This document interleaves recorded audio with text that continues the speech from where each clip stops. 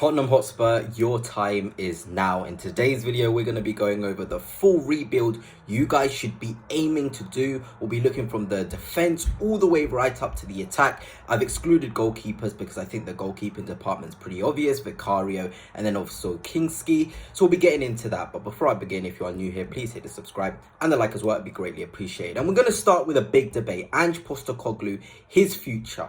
And I want to describe what Tottenham fans should do in the first love theory. I'm not an expert with love, but I'll try. So I feel like Ange Postecoglou is that first love. The person that you spend so much, he got you, sort of the trophy. You just cannot explain what he has done, but you know that you need to leave. That's the hardest part about it. You realise this isn't going to work long term, and it was just a happy ending, a happy time, and Tottenham need to move on. And obviously links have come out for Thomas Frank, and I would say this would be the best coach Tottenham Hotspur can get. And the squad that I've built has built players sort of suited for Frank Ball and suited for Ange Ball. But for me, Ange Postecoglou should go when the adrenaline is high, the mood is high, because the typical saying, if you stay long enough as a hero, you'll live long enough to see yourself as a villain. I've definitely butchered that. But anyway, let's get into this rebuild. That's what we're all about. And we have to start with the defence. Let's look at what the defenders Tottenham have.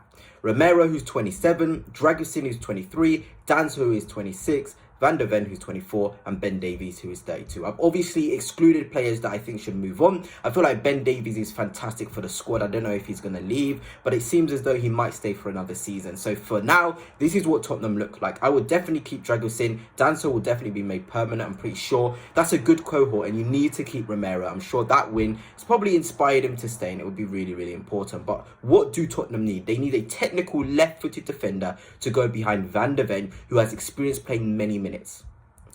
Arthur Thiat is my number one choice for Tottenham in this position. A very, very good young defender. I think he's only 24. Tottenham, you played him in the Europa League. Versatile, can play left back, can play centre back. Strong. I really love his profile. And in terms of minutes played, you can kind of see a player with how much minutes they played. He's played 42 games this season, 40 before, 42 before that, 34, then 35.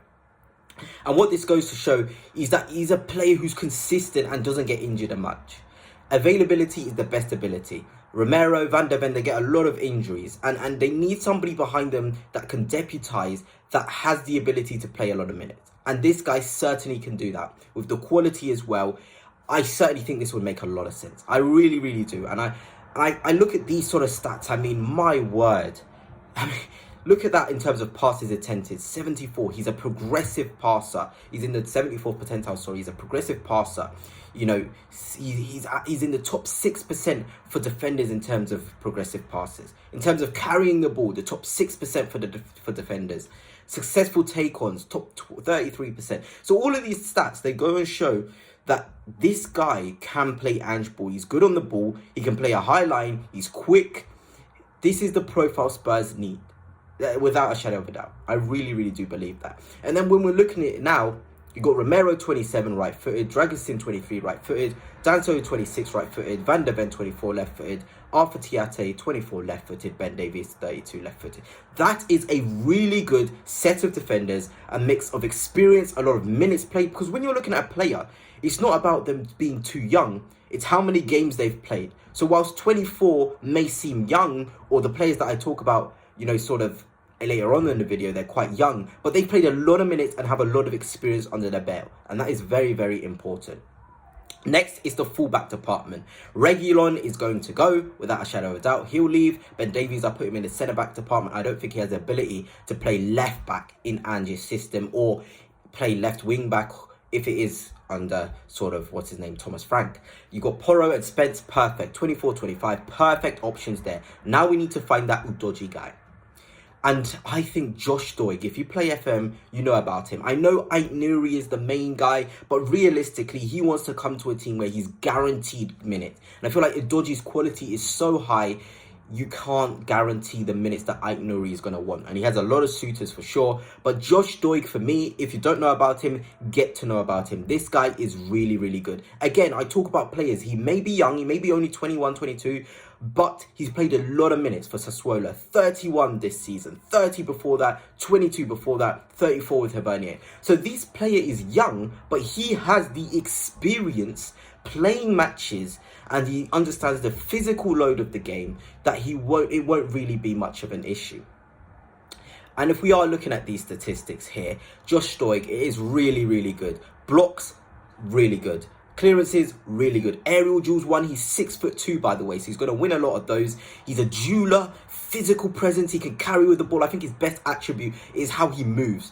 Talking about Udogie, how he drives with the ball into the spaces. Same on the other side, whether it's Porro, whether it's Spence, they drive with the ball. Josh Doig suits that for Ange Ball, suits that for sort of the way that Thomas Frank wants to play with Ayer when he puts him in the wing-back position. This guy is really, really good, and he's a really good dribbler as well because he has experience of playing left mid. And I'm just going to show you this set of clips in this next part, which will surely convince you that this guy is a top quality player. Just look at this. Look at this. He's darting inside, looks comfortable. Here again, his first instinct is to come inside the pitch, the way Ange wants his fullbacks to do. Here again, look at that. 6'2", dribbling like that is unreal. He's gonna be one of the best carrying fullbacks, I think. I really, really do think that. And being an understudy to someone like Udogie, he's 23, I'm sorry, would be nice. He could even take over Udogie because his physical fundamentals, defensive fundamentals, his attacking output as well is quite impressive. He may not get many assists or goals, but it's only because the team doesn't maximize that part of his game. But in Ange Ball, in sort of Thomas Frank Ball, he will be maximized. And when you look at those fullbacks, yes, if you can get Ait Nouri and convince him that he'll get minutes, great, bring him in instead of Josh Doig. But if you can't, this is the sort of profile you guys need to be going for because he is a top quality player. Now let's go on to the midfield department. And I put Basuma / Bentancur. I feel like one of them have to leave. I think it's now time for one of them to go. Obviously, let's not be naive here. You've won the Europa League, but you're 16th, 17th in the Premier League. We've got to be humble a little bit and understand that the technical floor of Spurs needs to rise. And the players that I've shown you, the technical floor has already risen in the defensive third of the pitch. You got Gray, 19 right-footed, Sarr, 22 right-footed, Bergvall, 19 right-footed, and Maddison, 28 right-footed. Already you're going to see it's quite a balanced group in terms of age. You've got experienced guys in there.